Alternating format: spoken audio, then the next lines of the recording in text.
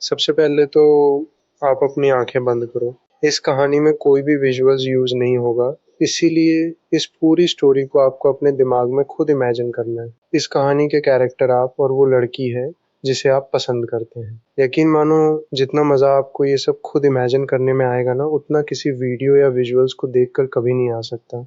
So let's start the story. जिस दिन मैं और मेरी पत्नी डिवोर्स फाइनलाइज करने जा रहे थे, उसी दिन मेरी जिंदगी में एक ऐसी अजीब चीज हुई जिसकी मैंने कभी इमेजिनेशन भी नहीं की थी। अचानक मुझे एक अनबिलीवेबल पावर मिल गई। मैं अपनी पत्नी के इनर थॉट्स सुन सकता था। मेरी पत्नी ईशा मेरे पास पैसेंजर सीट पर बैठी थी। बाहर से उसका चेहरा हमेशा की तरह बिल्कुल एक्सप्रेशनलेस था, इतना कोल्ड कि कोई भी देखकर यही सोचे कि शायद यूज मेरी शक्ल तक देखना पसंद नहीं।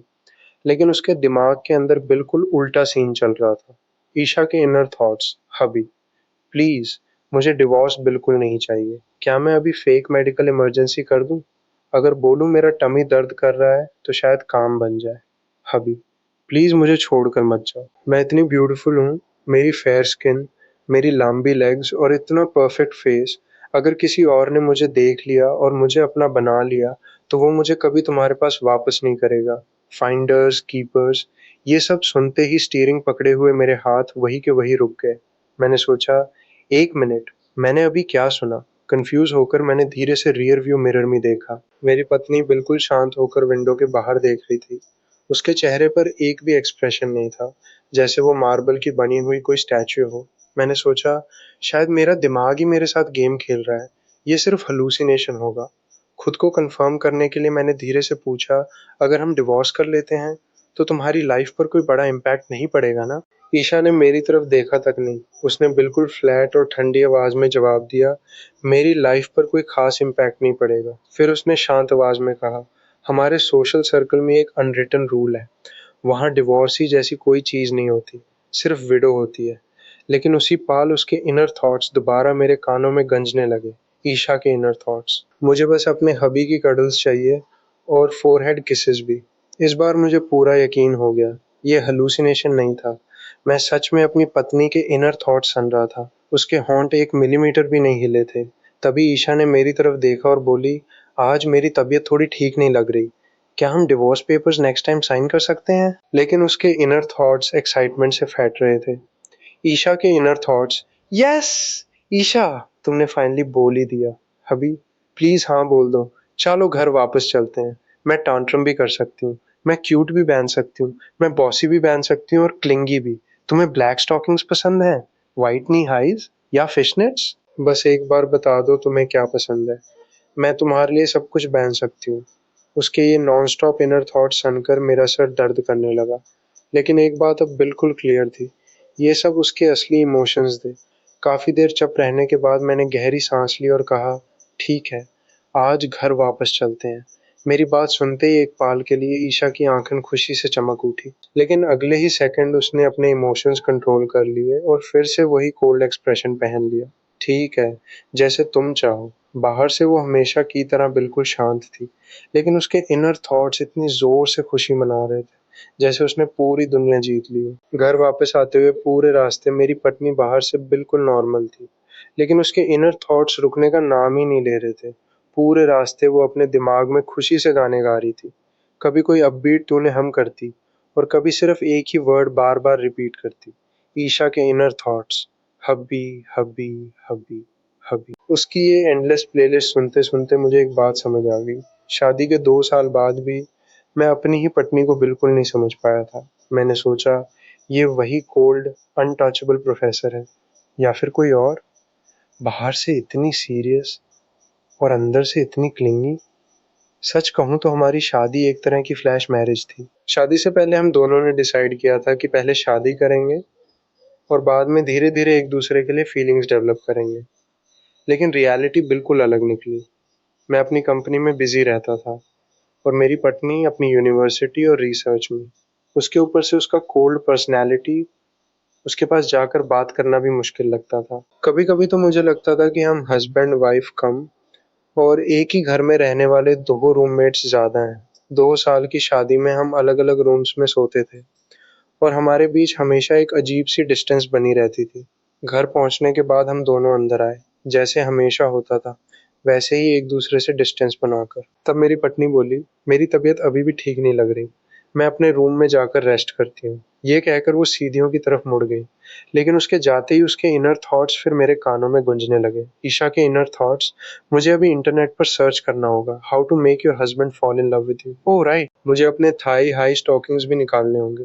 पर हबी को एग्जैक्टली कौन से पसंद है, मैं उनके सामने नेचुरली कैसे जाऊं ताकि उन्हें लगे भी ना कि मैं जानबूझकर ट्राई कर रही हूँ। उख, ये इतना डिफिकल्ट क्यों है।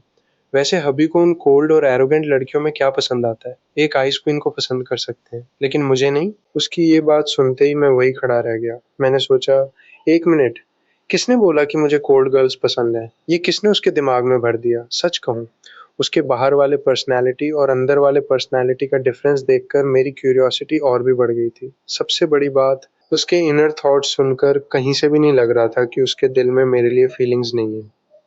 उल्टा मुझे लगने लगा था कि हमारे बीच बहुत बड़ा मिसअंडरस्टैंडिंग खड़ा हो गया है। उस दिन शाम तक मेरी पत्नी अपने रूम से बाहर ही नहीं निकली। शायद हमारे रूम्स के बीच इतनी डिस्टेंस थी कि मैं उसके इनर थॉट्स भी नहीं सुन पा रहा था। उसी शाम मेरी एक इम्पोर्टेंट क्लाइंट के साथ डिनर मीटिंग थी। मैं उसके रूम के बाहर गया और धीरे से दूर नॉक किया। मुझे एक क्लाइंट के साथ डिनर मीटिंग के लिए बाहर जाना है। अंदर से उसकी हमेशा वाली ठंडी आवाज आई, ठीक है, लेकिन उसके इनर थॉट्स फिर से टूट पड़े। ईशा के इनर थॉट्स, हबी ने कितने टाइम से मेरे साथ डिनर ही नहीं किया, वो हमेशा क्लाइंट्स और बिजनेस में बिजी रहते हैं, लेकिन ये सब उनके करियर के लिए जरूरी है। उन्हें सेंसिबल और इंडिपेंडेंट वाइफ पसंद होगी, शायद मैं उतनी सेंसिबल नहीं हूँ, इसलिए वो मुझे डिवोर्स देना चाहते हैं। उग, मैं रो रही हूँ, अब मेरी आंखें सूज जाएंगी, थोड़ी देर बाद आइस पैक लगाना पड़ेगा। ये सुनते ही मैं एकदम कंफ्यूज हो गया। मैंने सोचा, ये रो रही है सिर्फ इसलिए क्योंकि मैं डिनर मीटिंग के लिए जा रहा हूँ। मेरी नज़रों में मेरी पत्नी हमेशा एक स्ट्रांग और इमोशनलेस प्रोफेसर थी, लेकिन उसके इनर थॉट्स सुनने के बाद मुझे पहली बार एहसास हुआ, उसके अंदर एक ऐसी लड़की छुपी हुई थी जो सिर्फ अपने हस्बैंड का थोड़ा सा टाइम और अटेंशन चाहती थी। उस रात क्लाइंट के साथ मीटिंग मेरी एक्सपेक्टेशन से भी ज़्यादा अच्छी रही। प्रोजेक्ट फाइनल हो गया था। काम खत्म होते ही मैं सीधा घर वापस आ गया। फ्रेश होकर मैं अपने बेड पर लेट गया, लेकिन मेरा दिमाग पूरे दिन हुई अजीब घटनाओं के बारे में ही सोच रहा था। सबसे बड़ा सवाल सिर्फ एक था, क्या हम सच में डिवोर्स लेने वाले हैं। मैं उन लोगों में से नहीं था जो किसी भी डिसीजन को अननेसेसरली डिले करें। अगर डिवोर्स जैसा इतना बड़ा डिसीजन लेना था, तो उससे पहले मुझे अपनी पत्नी से एक बार ऑनेस्टली बात करनी ही थी। मुझे समझना था कि आखिर उसके दिल में चल क्या रहा है।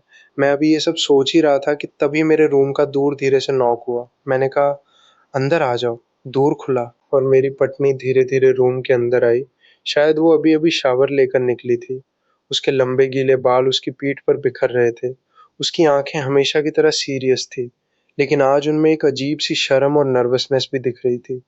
मैंने उसकी तरफ देखकर पूछा, कुछ काम था। सच कहूं, मैं उसकी तरफ प्रॉपरली देख भी नहीं पा रहा था। सुबह से उसके इनर थॉट्स ने मेरा दिमाग पूरी तरह हिला दिया था। और अब रात के इस वक्त एक खूबसूरत लड़की मेरे बेडरूम में खड़ी थी। ऐसे में किसी भी आदमी का इमेजिनेशन कंट्रोल में रहना मुश्किल था। मेरी पत्नी ने धीरे से कहा, मेरे चेस्ट में अभी भी थोड़ा डिस्कम्फर्ट हो रहा है, क्या तुम देख सकते हो। उसकी आवाज में पहली बार वो यूजुअल कोल्डनेस नहीं थी, उसकी जगह शर्म और हेजिटेशन थी। लेकिन उसके इनर थॉट्स कुछ और ही कह रहे थे। ईशा के इनर थॉट्स, हबी प्लीज मुझे रिजेक्ट मत करना, अगर तुमने माना कर दिया ना, तो मैं यहीं रो दूंगी। मैंने इस बात को बोलने की हिम्मत जुटाने के लिए 3 घंटे मिरर के सामने प्रैक्टिस की है। मैं तुरंत सीरियस हो गया, मुझे मेडिकल नॉलेज नहीं है। अगर प्रॉब्लम इतनी सीरियस है तो मैं अभी तुम्हें हॉस्पिटल ले चलता हूँ। मैं बेड से उठने ही वाला था कि उसने अपना नरम सा हाथ मेरे कंधे पर रखकर मुझे रोक दिया। नहीं, मुझे पता है प्रॉब्लम क्या है। मैं उसकी तरफ देखने लगा। फिर प्रॉब्लम क्या है। उसके होंठ हल्की सी कांप रहे थे, लेकिन उसके इनर थॉट्स फिर मेरे दिमाग में गूंजने लगे। ईशा के इनर थॉट्स, हबी प्लीज मुझे ऐसे मत देखो, मेरा दिल इतनी जोर से धड़क रहा है जैसे मैराथन भाग रहा हूँ। मैं इतनी नर्वस क्यों हूँ, वो इतने हैंडसम क्यों है। बस हिम्मत कर ईशा। शायद वो इतनी नर्वस थी कि गलती से उसके मुंह से वो वर्ड निकल गया जो वो सिर्फ अपने इनर थॉट्स में बोलती थी, हबी। ये बोलते ही वो एक सेकंड के लिए खुद ही जम गई, फिर जल्दी से अपनी बात संभालते हुए बोली, मेरा चेस्ट टाइट लग रहा है, क्या तुम उसकी मसाज कर दोगे। उसके ये वर्ड सुनते ही पूरा रूम एकदम खामोश हो गया, जैसे वक्त ही रुक गया हो। इतनी देर से नॉन स्टॉप चलने वाले उसके इनर थॉट्स भी एक पल के लिए बिल्कुल साइलेंट हो गए। उसका चेहरा धीरे धीरे लाल होने लगा। उसने अपने होंठ इतनी जोर से दबा लिए कि वो सफेद पड़ गए। वो कुछ बोल ही नहीं पा रही थी। आखिर मैंने ही ऑकवर्ड साइलेंस तोड़ते हुए कहा, तुम कह रही हो तुम्हारे चेस्ट में टाइटनेस है? वो तुरंत घबरा गई। नहीं, मेरा मतलब। लेकिन उसके इनर थॉट्स उसकी असली हालत बता रहे थे। ईशा के इनर थॉट्स, ईशा तुमसे ये क्या हो गया? ये तो वो डायलॉग था ही नहीं जो मैंने प्रैक्टिस किया था। काश जमीन फट जाए और मैं उसमें चली जाऊं। मैं चुपचाप उसकी तरफ देखता रहा। मैं बस ये देखना चाहता था कि वो इस सिचुएशन को कैसे हैंडल करेगी। मैं अब भी चुपचाप उसकी तरफ देख रहा था। मुझे लगा अब वो कोई ना कोई एक्सक्यूज दे देगी या फिर अपनी बात को किसी तरह घुमा देगी। लेकिन अगले ही पल उसने ऐसा कुछ किया जिसकी मैंने बिल्कुल भी एक्सपेक्टेशन नहीं की थी। उसने अचानक मेरा हाथ पकड़ा और सीधा अपने सीने पर रख दिया। अपना निचला होंठ हल्की सी बाइट करते हुए वो धीरे से बोली, नहीं, एक्चुअली मेरा चेस्ट सच में टाइट लग रहा है। अगर तुम मसाज कर दोगे तो शायद ठीक हो जाएगा। उसके वर्ड्स के साथ ही उसके इनर थॉट्स भी मेरे दिमाग में गूंजने लगे। ईशा के inner thoughts, fortune favours the bold. अब जब इतना सब बोल ही दिया है तो पीछे हटने का कोई फायदा नहीं। बस ईशा, हिम्मत मत हार। अभी तुम कर सकती हो। मेरा हाथ अब भी उसके सीने पर था। सच कहूं तो मेरी उंगलियां एकदम रिफ्लेक्स में हल्की सी मूव हो गई। मैं कसम खाकर कह सकता हूँ ये जानबूझकर नहीं हुआ था, बस नेचुरली हो गया। लेकिन उसका एहसास इतना सॉफ्ट था कि एक सेकंड के लिए मेरा दिमाग ब्लैंक हो गया। जैसे ही मेरी उंगलियां हिली, मेरी पत्नी का चेहरा टमाटर की तरह लाल हो गया। उसके कान, उसकी गर्दन, सब कुछ एकदम रेड हो चुका था। मैं भी बुरी तरह ऑकवर्ड हो गया। मैंने जल्दी से कहा, मुझे याद आया, मेडिसिन कैबिनेट में चेस्ट टाइटनेस की मेडिसिन होगी। मैं वो ले आता हूँ। मैं उठकर वहां से निकालना चाहता था, लेकिन मेरी पत्नी अब पीछे हटने के मूड में नहीं थी। जैसे ही मैंने उठने की कोशिश की, उसने मुझे वापस बेड पर ढकेल दिया। लेकिन शायद उसने अपनी स्ट्रेंथ का अंदाजा गलत लगा लिया था। बैलेंस बिगड़ गया और अगले ही सेकंड वो खुद भी मेरे ऊपर गिर पड़ी। हम दोनों एक साथ बेड पर गिर चुके थे। उस वक्त उसका हाथ कहीं मेरे अपर बॉडी पर टिक गया और उसके इनर थॉट्स फिर शुरू हो गए। ईशा के इनर थॉट्स, 1 मिनट, हबी के एब्स हैं। मैंने पूरी लाइफ कोई बुरा काम नहीं किया। मैं ग्रीडी भी नहीं हूँ। तो फिर अगर मैं अपने ही लीगल हस्बैंड के एब्स को थोड़ा सा टच कर लूँ, इसमें गलत क्या है? शायद ये परफेक्ट चांस है। बस हल्का सा टच कर लेती हूँ। उसके ये शेमलेस इनर थॉट्स सुनकर मेरा चेहरा भी गर्म होने लगा। मैंने तुरंत उसका हाथ पकड़ लिया, जो धीरे धीरे मेरे एब्स की तरफ बढ़ रहा था। मैंने हेल्पलेस होकर कहा, पहले तुम उठ जाओ। अब मेरा ही चेस्ट टाइट होने लगा है। ये सुनते ही मेरी पत्नी रियलिटी में वापस आ गई। अभी तक जो सिर्फ अपने इनर थॉट्स में बहादुर बनी हुई थी, वो असल में पूरी तरह पैनिक कर गई। वो जल्दी जल्दी बेड से उठने लगी। उसके हाथ पैर इतने घबराहट में हिल रहे थे कि वो प्रॉपरली खड़ी भी नहीं हो पा रही थी और बार बार सिर्फ एक ही बात बोल रही थी, सॉरी, आई एम सॉरी। मैंने जानबूझकर नहीं किया, लेकिन पिछले 5 मिनट में जो कुछ हुआ था उसकी वजह से उसका पूरा शरीर शर्म से कांप रहा था। मेरी पत्नी इतनी बुरी तरह घबरा चुकी थी कि प्रॉपरली खड़ी भी नहीं हो पा रही थी। मैं उसकी हेल्प करने के लिए तुरंत आगे बढ़ा। मेरा इरादा सिर्फ उसका शोल्डर पकड़कर उसे बैलेंस देने का था, लेकिन हम दोनों की पोजीशन इतनी awkward थी कि मेरा हाथ उसके शोल्डर की जगह सीधा उसकी कमर पर चला गया। जैसे ही मैंने उसकी कमर को टच किया, उसका पूरा शरीर एकदम फ्रीज हो गया। अगले ही सेकंड जैसे उसकी बॉडी से सारी ताकत ही निकल गई हो, वो फिर से सीधा मेरे ऊपर गिर पड़ी। मैं पूरी तरह कंफ्यूज हो गया। मेरे दोनों हाथ अब भी उसकी कमर पर ही थे। मैंने कहा, देखो, जब तुम ऐसे रिएक्ट करती हो ना, तो मुझे सच में लगता है कि तुम ये सब जानबूझ कर रही हो। मेरी बात सुनते ही उसने जल्दी से सर हिला दिया। नहीं, मेरी कमर को कोई टच करता है ना, तो वो थोड़ी ज़्यादा सेंसिटिव है। उसकी बात सुनते ही मुझे 2 साल पुरानी एक याद अचानक याद आ गई। शादी के कुछ ही दिन बाद हम एक रेस्टोरेंट में खाना खा रहे थे। वहाँ हमें कुछ कॉमन फ्रेंड्स मिल गए थे। उस वक्त सिर्फ हस्बैंड की तरह नेचुरली मैंने उसकी कमर पर अपना हाथ रखा था, लेकिन उसने तुरंत अपनी बॉडी बिल्कुल स्टिफ कर ली थी। उसके चेहरे की स्माइल एक सेकंड में गायब हो गई थी और उसने मुझे ऐसी नज़रों से देखा था जैसे मैंने कोई बहुत बड़ी गलती कर दी हो। तब मुझे लगा था कि शायद मैंने उसकी पर्सनल बाउंड्री क्रॉस कर दी, इसलिए मैंने तुरंत अपना हाथ हटा लिया था। उसके बाद भी कुछ बार गलती से मेरी उंगली उसकी कमर को टच हुई थी और हर बार उसका रिएक्शन बिल्कुल सेम था। उसका पूरा शरीर एकदम स्टिफ हो जाता था। और उसके चेहरे का एक्सप्रेशन भी बदल जाता था। धीरे-धीरे मैंने ये मान लिया था कि मेरी पत्नी को मेरा टच बिल्कुल पसंद नहीं। हर इंसान की अपनी चॉइस होती है, लेकिन अब सच मेरे सामने था। उससे मेरा टच पसंद ना होने की बात नहीं थी। उसकी कमर बस बहुत ज़्यादा सेंसिटिव थी। मैंने सोचा, तो इतने सालों से मैं गलत समझता रहा और पता नहीं क्यों, ये सच जानने के बाद मेरी हार्ट बीट और तेज़ हो गई। सच कहूँ, शायद इस रिलेशनशिप का असली परवर्ट मैं ही था। कुछ देर बाद हम दोनों लिविंग रूम के सोफा पर एक दूसरे के सामने बैठ गए। मेरी पत्नी ने फिर से अपना वही कोल्ड और कंपोज्ड एक्सप्रेशन पहन लिया था, लेकिन उसके गाल अभी भी शर्म से लाल थे। वो चुपचाप मेरी तरफ देख रही थी, जैसे वेट कर रही हो कि बात की शुरुआत मैं करूं। लेकिन उसके इनर थॉट्स बिल्कुल चुप नहीं थे। ईशा के इनर थॉट्स, बात किस चीज की करनी है? अगर प्यार या किस की बात नहीं करनी, तो मुझे हबी से कोई बात ही नहीं करनी। पिछली बार भी जब उन्होंने कहा था कि बात करनी है, तब डिवोर्स पेपर्स सामने रख दिए थे। मुझे ये कन्वर्सेशन बिल्कुल नहीं चाहिए। उसके इनर थॉट्स सुनकर मैं बस एक गहरी सांस लेकर उसकी तरफ देखने लगा। अब मुझे लगने लगा था कि हमारे बीच प्रॉब्लम फीलिंग्स की नहीं, बल्कि मिसअंडरस्टैंडिंग की थी। मैं रोमांस या किस की बात करने नहीं बैठा था। अब जब मैं उसके इनर थॉट्स सुन सकता था, तब जाकर मुझे उसके अजीब बिहेवियर के पीछे की वजह समझ आनी शुरू हुई थी। कुछ देर सोचने के बाद मैंने शांति से बात शुरू की। मैंने जब डिवोर्स की बात की थी, तुमने बिना कुछ कहे तुरंत हाँ कर दी थी। मुझे लगा था तुम भी मानती हो कि हमारी शादी में कुछ प्रॉब्लम्स हैं। मेरी पत्नी ने मेरी तरफ देखा, उसका चेहरा अब भी हमेशा की तरह बिल्कुल काम था। फिर वो धीरे से बोली, सच कहूँ, मुझे तो कभी नहीं लगा कि हमारी शादी में कोई प्रॉब्लम है। शादी से पहले जो एग्रीमेंट हमने किया था, मैंने हमेशा उसका रिस्पेक्ट किया। मैं आज तक समझ ही नहीं पाई कि तुम डिवोर्स क्यों चाहते थे। ये कहकर उसने अपने बालों की एक लट को धीरे से कान के पीछे कर लिया। उसका ये सिंपल सा जेस्चर भी इतना ग्रेसफुल था कि एक पल के लिए मेरी नज़र उसी पर टिक गई। लेकिन उसी वक्त उसके इनर थॉट्स फिर मेरे दिमाग में गूंजने लगे। ईशा के इनर थॉट्स, वाह! अभी मुझे डिवोर्स क्यों देना चाहते हैं? कहीं कोई दूसरी लड़की तो नहीं आ गई उनकी लाइफ में? क्या वो मुझसे ज़्यादा ब्यूटीफुल है? उसकी फिगर मुझसे बेटर है? उसके पास मुझसे ज़्यादा डिग्रीज़ हैं? क्या वो भी मेरी तरह कोल्ड और इंटेलेक्चुअल एक्ट करती है? मैंने 2 साल तक इतनी मेहनत से ये इमेज मेंटेन की, फिर भी हबी किसी और को पसंद करने लगे? उसके ये इनर थॉट्स सुनकर मेरा सर फिर दर्द करने लगा। बाहर से वो बिल्कुल एलिगेंट और कंपोज्ड दिखती थी, लेकिन अंदर से उसका दिमाग नॉन स्टॉप ड्रामा करता रहता था। मैं इतना इरिटेट हो गया कि बिना सोचे मेरे मुंह से निकल गया, बस पहले चुप हो जाओ।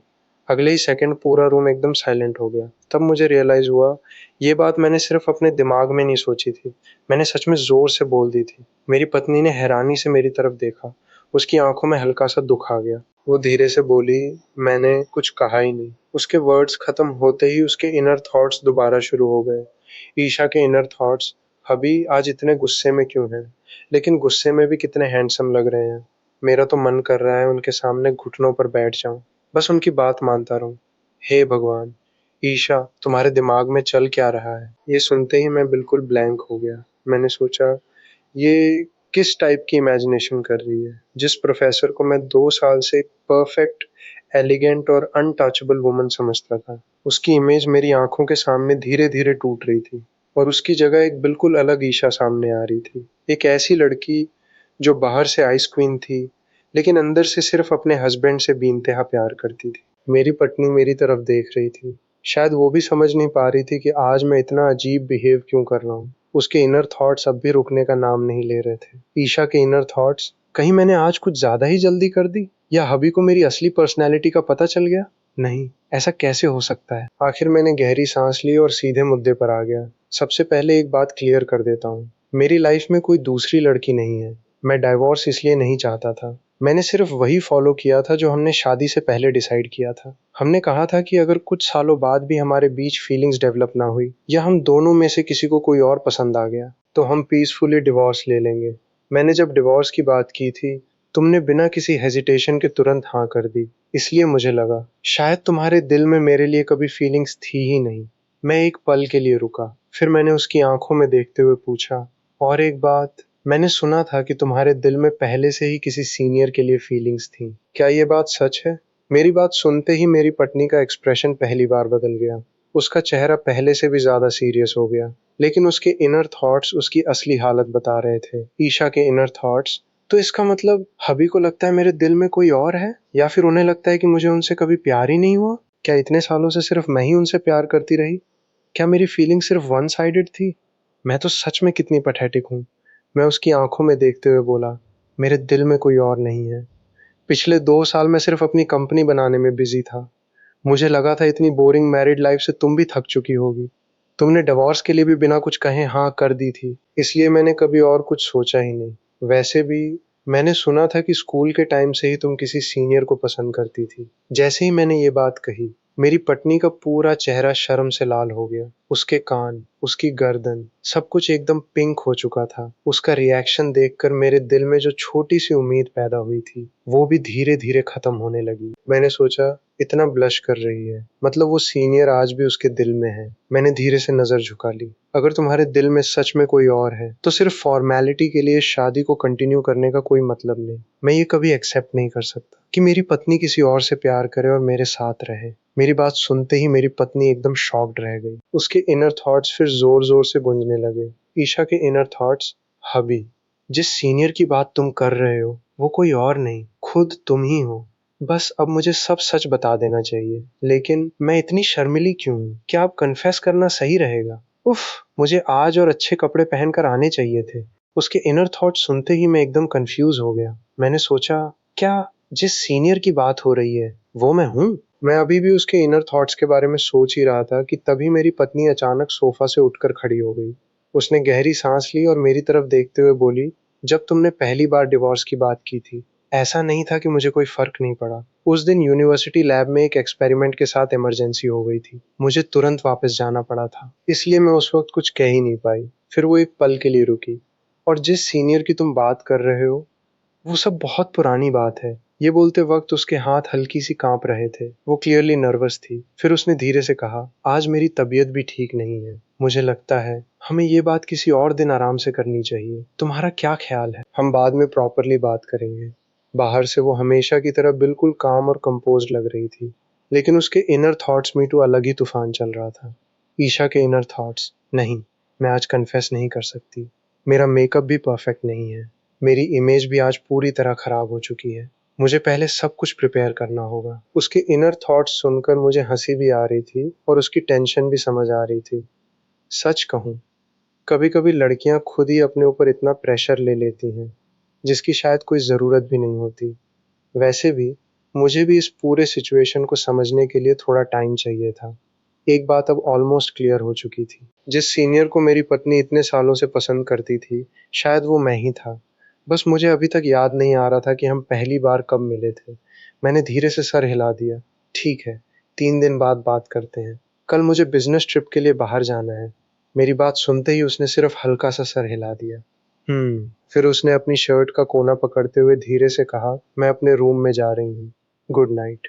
मैंने भी मुस्कुराते हुए जवाब दिया, गुड नाइट। मैं वहीं सोफा पर बैठा रहा और मेरी पत्नी धीरे धीरे अपने रूम की तरफ चली गई। बाहर से वो हमेशा की तरह बिल्कुल कोल्ड और अनटचेबल लग रही थी, लेकिन मैं जानता था उसके इनर थॉट्स में इस वक्त भी सिर्फ मेरा ही नाम चल रहा होगा। मैं सोफा पर पीछे टिक गया और छत की तरफ देखते हुए सोचने लगा, आज जो कुछ भी हुआ सब किसी अजीब से सपने जैसा लग रहा था। एक पल के लिए तो मुझे लगा कहीं मुझे किसी साइकियाट्रिस्ट के पास तो नहीं जाना चाहिए, लेकिन फिर मुझे उसके इनर थॉट्स याद आ गए, जहां वो बार बार मुझे हबी कहकर बुला रही थी। और पता नहीं क्यों उस बात को याद करके मेरे चेहरे पर अपने आप मुस्कुराहट आ गई। उसी वक्त मेरी पत्नी अपने रूम में पहुंचते ही सीधा बेड पर गिर गई।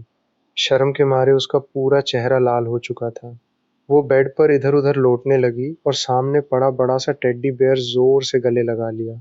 फिर उसने दोनों हाथों से अपना मुंह ढक लिया ताकि उसकी चीख बाहर ना निकल जाए। ईशा के इनर थॉट्स, क्या सूर्य को पता चल गया? क्या उन्हें पता चल गया कि मैं इतने सालों से उनसे प्यार करती हूँ? लेकिन कुछ देर बाद उसका लॉजिकल दिमाग एक्टिवेट हो गया। वो एकदम से बेड पर बैठ गई। ईशा के इनर थॉट्स, नहीं, ये पॉसिबल ही नहीं है। अगर उन्हें पता होता कि जिस सीनियर को मैं पसंद करती हूँ वो वही है, तो वो कभी ये नहीं कहते कि मेरे दिल में कोई और है, और डाइवोर्स की बात भी नहीं करते। तो फिर उन्हें मेरे क्रश के बारे में पता कैसे चला? उसकी सोच यूज कई साल पहले ले गई। उस गर्मी की एक दोपहर, जब उसने पहली बार मुझे देखा था। उस वक्त वो अपनी एज से काफी ज्यादा इंटेलिजेंट थी। बाकी बच्चे जब प्राइमरी स्कूल में थे तब वो ग्रेड स्किप करते करते मिडिल स्कूल के थर्ड ईयर में पहुंच चुकी थी। इसी वजह से उसके कोई खास दोस्त नहीं थे और धीरे धीरे कुछ स्टूडेंट्स उससे जेलस होने लगे।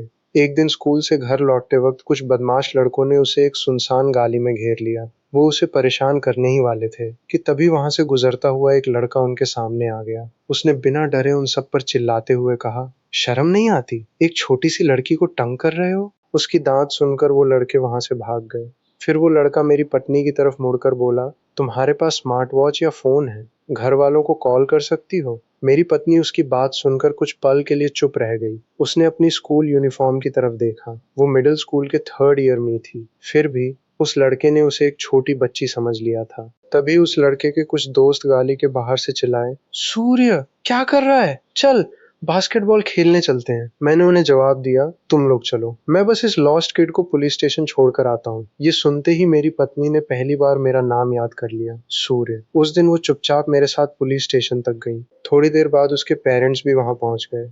मैंने उसे उनके हवाले किया और फिर अपने दोस्तों के साथ बास्केटबॉल खेलने चला गया। उस दिन के बाद मेरी पत्नी ने कभी मेरा नाम नहीं भुलाया। उस याद से बाहर आते ही मेरी पत्नी ने तुरंत अपना फोन उठाया।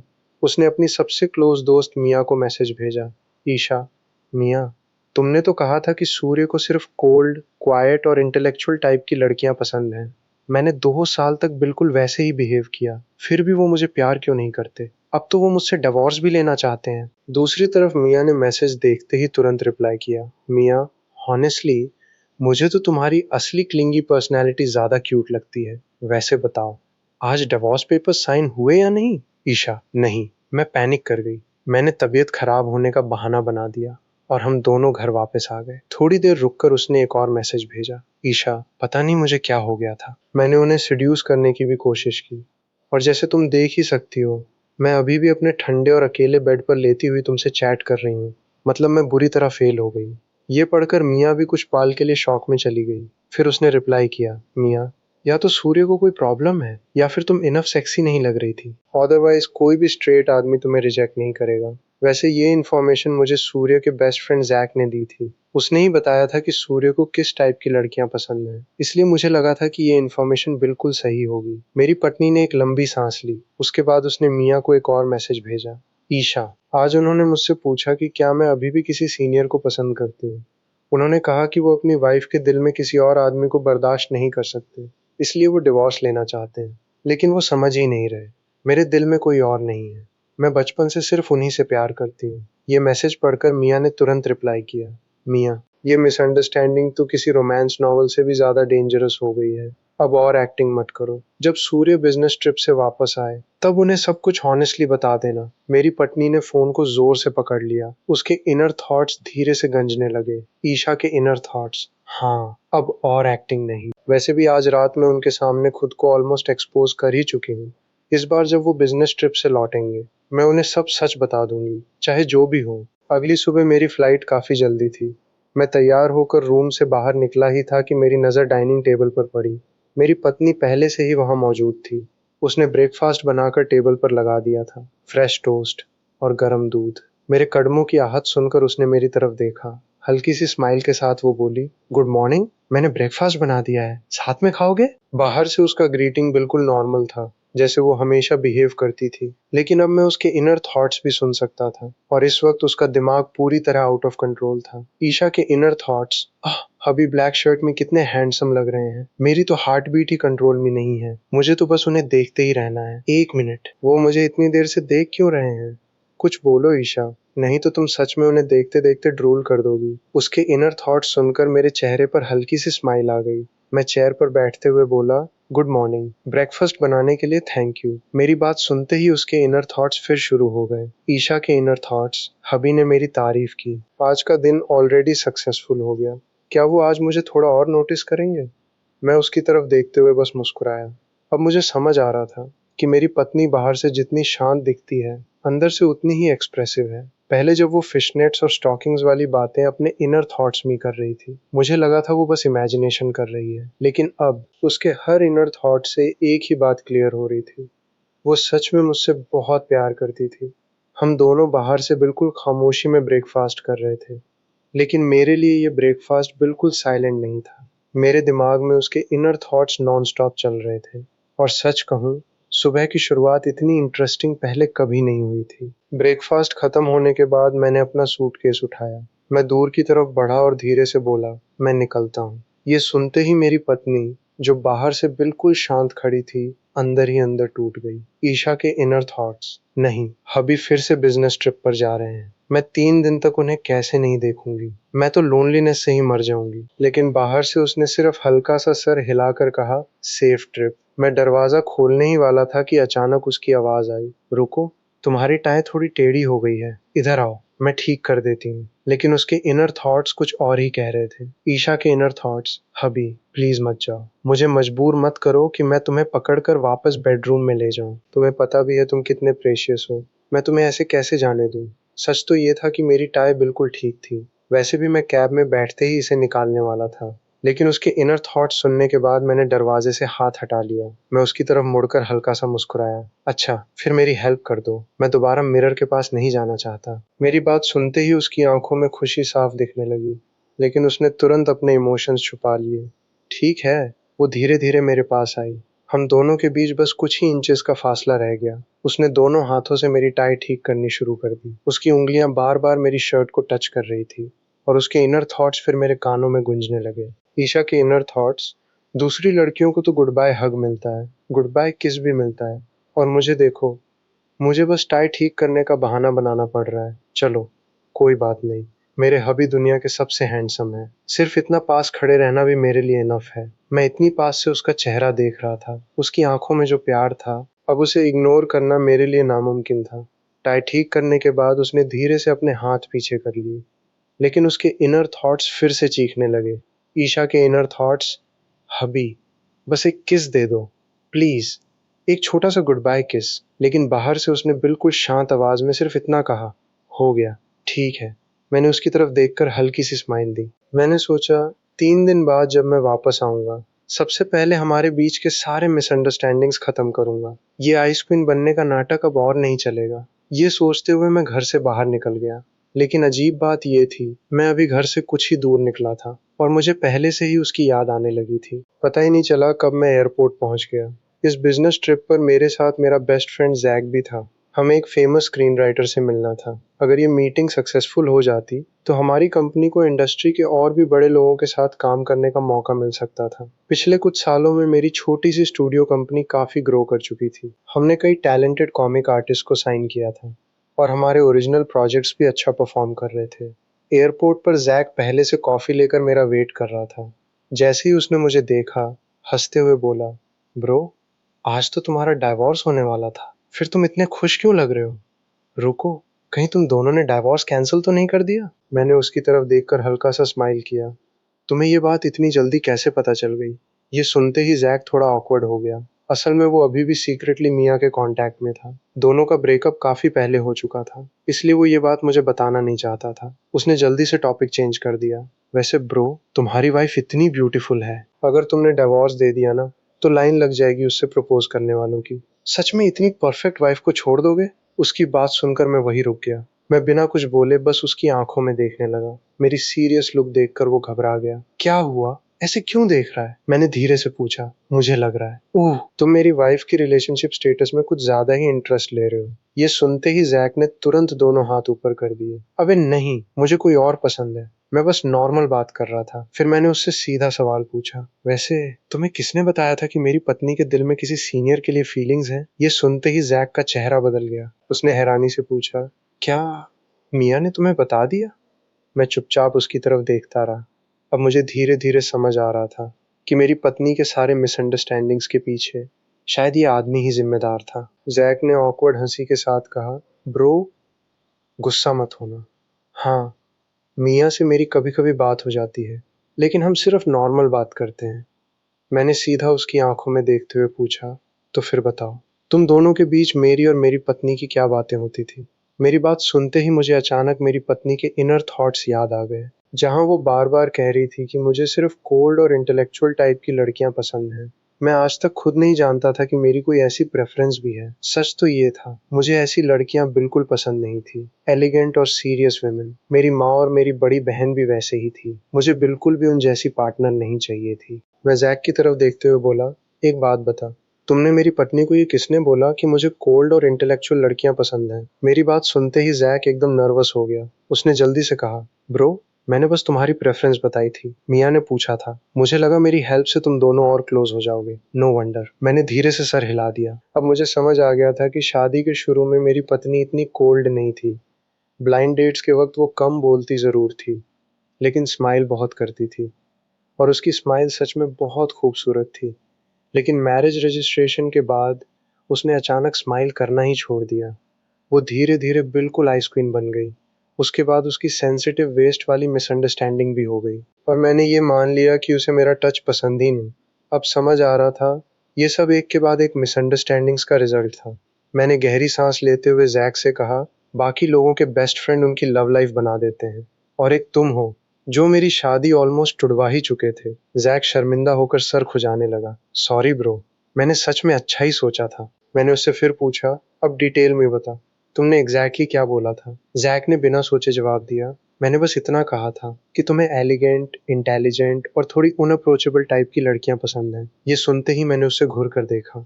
और तुम इस कंक्लूजन पर कैसे पहुंचे? जैक ने बिना हेजिटेशन के जवाब दिया, कॉलेज याद है? एक जूनियर ने सबके सामने तुम्हें प्रपोज किया था। तुमने उससे मना करते हुए कहा था कि तुम्हें क्यूट और क्लिंगी गर्ल्स पसंद नहीं, तुम इंडिपेंडेंट और इंटेलेक्चुअल टाइप की लड़कियां प्रेफर करते हो। मैंने वही बात मिया को बता दी। उसकी बात खत्म होते ही मैंने अपना माथा पकड़ लिया। इडियट, वो मेरी एक्चुअल प्रेफरेंस नहीं थी। मैं बस उस लड़की को पोलाइटली रिजेक्ट कर रहा था। सिर्फ उसका दिल ना टूटे इसलिए मैंने ऐसा एक्सक्यूज दिया था। ये सुनते ही जैक का मुंह खुला का खुला रह गया। क्या मतलब वो सिर्फ एक्सक्यूज था? मैंने गहरी सांस ली। हाँ, और तुमने उस एक्सक्यूज की वजह से मेरी 2 साल की मैरिड लाइफ बर्बाद कर दी। उस पल मुझे फाइनली समझ आ गया, मेरी और मेरी पत्नी के बीच इतनी बड़ी मिसअंडरस्टैंडिंग शुरू ही कहाँ से हुई थी। उस वक्त मुझे फाइनली समझ आ गया था, मेरी और मेरी पत्नी के बीच इतनी बड़ी मिसअंडरस्टैंडिंग की असली वजह क्या थी। लेकिन सच ये भी था, सिर्फ जैक या मिया की गलती नहीं थी। सबसे बड़ी प्रॉब्लम हम दोनों में थी। हमने 2 साल तक कभी खुलकर एक दूसरे से बात ही नहीं की। ना मैंने उसके दिल की बात समझने की कोशिश की, और ना ही उसने कभी अपनी असली फीलिंग्स मुझे बताई। अगर हम पहले ही ऑनेस्टली बात कर लेते तो शायद बात कभी डिवोर्स तक पहुंचती ही नहीं। मैं ये सब सोच ही रहा था कि उसी वक्त मेरी पत्नी यूनिवर्सिटी पहुंच चुकी थी। जैसे ही वो लैब के अंदर गई, उसका पूरा पर्सनैलिटी फिर से बदल गया। मेरे सामने वो क्लिंगी और क्यूट वाइफ थी, लेकिन दुनिया के सामने वो वही स्ट्रिक्ट प्रोफेसर थी। लैब के अंदर उसके 4 ग्रेजुएट स्टूडेंट्स पहले से उसका वेट कर रहे थे। जैसे ही मेरी पत्नी अंदर आई, सब सीधे खड़े हो गए। Good morning professor.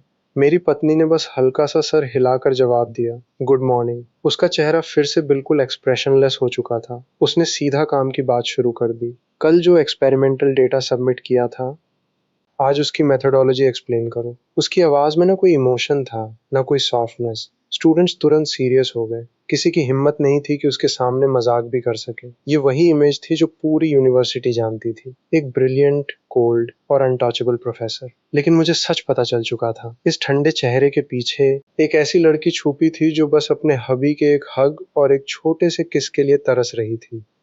और अब मेरा बिजनेस ट्रिप शायद पहले से भी ज्यादा लंबा लगने वाला था, क्योंकि इस बार मैं सिर्फ काम खत्म करके घर वापस लौटना चाहता था, अपनी पत्नी के पास। यूनिवर्सिटी में सबके लिए मेरी पत्नी एक परफेक्ट आइसक्रीम प्रोफेसर थी। उसके स्टूडेंट्स उससे देखते ही सीधे खड़े हो जाते थे। कोई भी उसके सामने एक्स्ट्रा बात करने की हिम्मत नहीं करता था। पूरा दिन वो लैब में अपने एक्सपेरिमेंट्स और रिसर्च में बिजी रही। उसके चेहरे पर हमेशा की तरह वही काम और इमोशनलेस एक्सप्रेशन था। अगर कोई उसे देखता तो कभी बिलीव ही नहीं करता कि ये वही लड़की है जो घर पर सिर्फ अपने हॉबी के बारे में सोच सोच कर शर्मा जाती है। दूसरी तरफ मैं बिजनेस ट्रिप के लिए एयरपोर्ट से निकाल चुका था, लेकिन मेरा दिमाग बार बार घर की तरफ ही जा रहा था। हर थोड़ी देर बाद मुझे उसकी याद आ जाती, और उसके इनर थॉट्स भी। मैंने कभी इमेजिन भी नहीं किया था कि मेरी पत्नी इतने सालों से मुझे इतना प्यार करती है। मैं बस एक ही बात बार बार सोच रहा था। मैंने सोचा, जैसे ही ये बिजनेस ट्रिप खत्म होगा, मैं सब मिसअंडरस्टैंडिंग्स हमेशा के लिए खत्म कर दूंगा। इस बार हम दोनों खुलकर एक दूसरे से बात करेंगे। अब और कोई कंफ्यूजन नहीं रहेगा। अब मुझे समझ आ चुका था, हमारी शादी टूटने की वजह प्यार की कमी नहीं थी, प्रॉब्लम सिर्फ कम्युनिकेशन की थी। हम दोनों एक दूसरे के लिए फीलिंग्स रखते थे, लेकिन उन फीलिंग्स को कभी वर्ड्स में एक्सप्रेस ही नहीं कर पाए। इसी वजह से 2 साल तक हम दोनों एक ही घर में रहकर भी एक दूसरे से कितनी दूर हो गए थे। लेकिन अब सब कुछ बदलने वाला था। बस मुझे इस बिजनेस ट्रिप से वापस लौटना था और उसके बाद मैं अपनी पत्नी को दोबारा कभी खुद से दूर नहीं होने देता। बिजनेस ट्रिप के दौरान भी मेरा पूरा फोकस बार बार मेरी पत्नी पर ही चला जाता था। जितना ज़्यादा मैं पिछले 2 साल के बारे में सोच रहा था, उतना ही मुझे रियलाइज हो रहा था कि हम दोनों ने कितनी बड़ी गलती की थी। हम एक दूसरे से प्यार तो करते थे, लेकिन कभी उस प्यार को वर्ड्स में एक्सप्रेस ही नहीं किया। मैं हमेशा ये मानता रहा कि मेरी पत्नी को मेरी कोई परवाह नहीं, और मेरी पत्नी ये सोचती रही कि मैं उससे प्यार ही नहीं करता। सिर्फ एक मिसअंडरस्टैंडिंग ने हमारी पूरी मैरिड लाइफ को उलझा दिया था। दूसरी तरफ यूनिवर्सिटी में मेरी पत्नी ने पूरा दिन अपनी यूजुअल पर्सनैलिटी मेंटेन रखी। स्टूडेंट्स के सामने वो वही स्ट्रिक्ट और इमोशनलेस प्रोफेसर बनी रही। लेकिन जैसे ही उसे थोड़ा सा फ्री टाइम मिला, उसने अपना फोन निकाला। उसकी नज़र मेरी चैट पर जाकर रुक गई। काफी देर तक वो सिर्फ स्क्रीन को देखती रही। उसके हॉन्ट हल्की सी स्माइल में बदल गए, लेकिन उसने मुझे कोई मैसेज नहीं भेजा। उसके इनर थॉट्स धीरे से मेरे दिमाग में गूंजने लगे। ईशा के इनर थॉट्स, बस 3 दिन और उसके बाद मैं सब कुछ हॉनेस्टली बता दूंगी। इस बार मैं बिल्कुल नहीं डरूंगी, चाहे कितनी भी शर्म आए। मैं हब्बी से अपने दिल की हर बात कह दूंगी। मुझे उन्हें ये भी बताना है कि जिस सीनियर को मैं इतने सालों से पसंद करती हूँ, वो और कोई नहीं, वो ही है। ये सोचकर उसने फोन को धीरे से बंद कर दिया। उसकी आंखों में अब पहले जैसी घबराहट नहीं थी। इस बार उनमें एक नया डिटर्मिनेशन था। उसने मन ही मन डिसाइड कर लिया था कि इस बार वो अपनी फीलिंग्स और ज्यादा छुपा कर नहीं रखेगी। और मैं भी उसी वक्त एक डिसीजन ले चुका था। जैसे ही बिजनेस ट्रिप खत्म होगा, मैं भी अपनी पत्नी से कुछ नहीं छुपाऊंगा। हम दोनों के बीच जो 2 साल की दूरियां और मिसअंडरस्टैंडिंग्स थी, उन्हें हमेशा के लिए खत्म कर दूंगा। बिजनेस ट्रिप का पहला दिन काफी बिजी रहा। मीटिंग्स एक के बाद एक चलती रही, लेकिन इतने बिजी स्केड्यूल के बाद भी हर थोड़ी देर में मेरी सोच सिर्फ मेरी पत्नी तक ही पहुंच जाती। उसके इनर थॉट्स अब भी मेरे दिमाग में बार बार घूम रहे थे। कभी वो मुझे हबी कहकर बुलाती, कभी सिर्फ एक हग मांगती, और कभी एक गुड बाय किस के बारे में सोचकर शर्मा जाती। मैं हल्की सी मुस्कुराहट रोक ही नहीं पा रहा था। उस वक्त मुझे एहसास हुआ मैं भी शायद उससे उतना ही प्यार करता था, बस मैंने कभी इस बात को सीरियसली समझा ही नहीं। दूसरी तरफ मेरी पत्नी भी यूनिवर्सिटी में अपना काम खत्म कर चुकी थी। शाम होते ही वो घर लौट आई। पूरा घर अजीब सी खामोशी से भरा हुआ था। 2 साल में पहली बार उसे ये घर इतना खाली लग रहा था। वो धीरे से लिविंग रूम में आकर सोफा पर बैठ गई। उसकी नज़र बार बार दरवाजे की तरफ जा रही थी, जैसे मैं अभी अंदर आ जाऊंगा। लेकिन अगले ही पल उसे याद आ गया, मैं तो बिजनेस ट्रिप पर हूँ। उसने धीरे से अपना फोन उठाया, मेरी चैट खोली, काफी देर तक स्क्रीन को देखती रही। उसकी उंगलियां कीबोर्ड तक गईं, लेकिन फिर बिना कुछ टाइप किए वापस आ गईं। ईशा के इनर थॉट्स, नहीं, मैं उन्हें डिस्टर्ब नहीं करूंगी। वो काम के लिए गए हैं, बस 3 दिन, और उसके बाद मैं उन्हें सब कुछ हॉनेस्टली बता दूंगी। इस बार मैं बिल्कुल नहीं भागूंगी, ना एक्टिंग करूंगी, ना अपनी फीलिंग्स छुपाऊंगी। ये सोचकर उसने फोन लॉक कर दिया। उसके चेहरे पर हल्की सी स्माइल आ गई। उसने मन ही मन डिसाइड कर लिया था, इस बार जब मैं घर वापस आऊंगा तो हमारी जिंदगी पहले जैसी बिल्कुल नहीं रहेगी। बिजनेस ट्रिप के दौरान मेरी मीटिंग्स चल रही थी, लेकिन मेरा दिमाग बार बार घर की तरफ ही चला जाता। अब जब मुझे मेरी पत्नी के इनर थॉट्स का सच पता चल चुका था, तो हर पुरानी बात एक नए एंगल से समझ आने लगी। जिन चीज़ों को मैं पहले उसकी नाराज़गी समझता था, वो असल में उसकी शर्म और हेजिटेशन थी। जिन लम्हों में मुझे लगता था कि उसे मेरा टच पसंद नहीं, असल में वो सिर्फ नर्वस हो जाती थी। और जिस ठंडे बिहेवियर को मैंने उसकी पर्सनैलिटी मान लिया था, वो सिर्फ एक मास्क था। उस मास्क के पीछे एक ऐसी लड़की थी, जो इतने सालों से सिर्फ मुझसे प्यार करती आ रही थी। दूसरी तरफ मेरी पत्नी भी चैन से नहीं बैठी थी। वो बार बार हमारी पिछली बातों को याद कर रही थी। ईशा के इनर थॉट्स, इस बार मैं बिल्कुल पीछे नहीं हटूंगी, चाहे कितनी भी शर्म आए। मैं हबी को सब सच बता दूंगी। उन्हें ये भी बताऊंगी कि जिस सीनियर को मैं इतने सालों से पसंद करती हूँ, वो और कोई नहीं, वो ही है। उसने गहरी सांस ली। अब उसके चेहरे पर पहले जैसी घबराहट नहीं थी। उसकी जगह एक डिटर्मिनेशन था। उसने फाइनली डिसाइड कर लिया था कि मेरी वापस आते ही वो अपनी सारी फीलिंग्स कन्फेस कर देगी। और इधर मैं भी अपने दिल में वही डिसीजन ले चुका था। जैसे ही बिजनेस ट्रिप खत्म होगा, मैं डिवोर्स की बात हमेशा के लिए खत्म कर दूंगा। अब मुझे सिर्फ घर लौटना था और अपनी पत्नी के साथ हर मिसअंडरस्टैंडिंग को हमेशा के लिए दूर करना था।